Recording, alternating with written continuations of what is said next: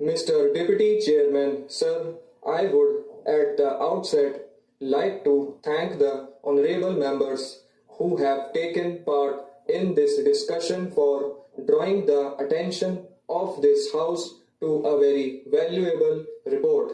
The fact that he himself has contributed to this report does not in any way minimize the importance of this reference because this report deals with a subject which is of very great importance. But because it has not any immediate sensational impact, there is sometimes a tendency for such reports to be overlooked, and from that point of view, Sri Bhargav certainly deserves the thanks of this House, and I think the thanks of my ministry for having drawn its pointed attention to this report. Sir, he has given the history of how the Vigyan Mandir scheme began.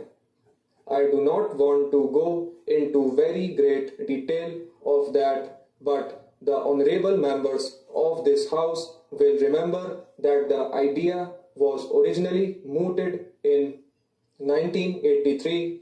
There was only one institution established at that time.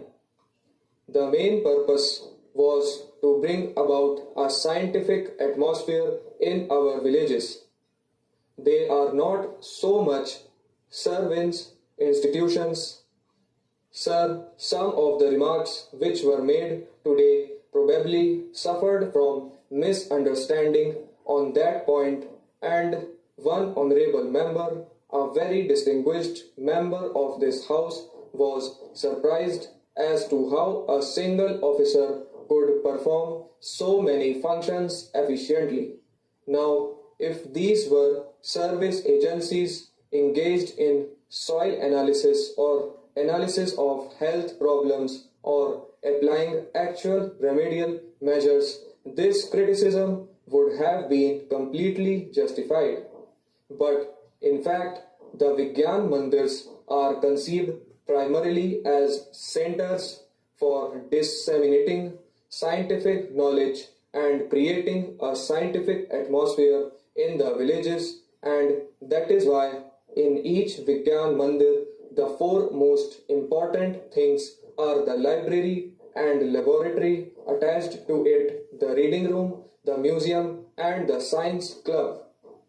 Through the laboratory, simple experiments can be performed partly for service purposes, but more in order to make villagers familiar with the techniques of science and to make them realize how science can be of immediate value and significance in their personal life. For example, the Vigyan Mandir officer may not be in a position to give a solution of the problem of soil analysis, but he can show by experiment how diseases spread through parasites. Of course, this knowledge is becoming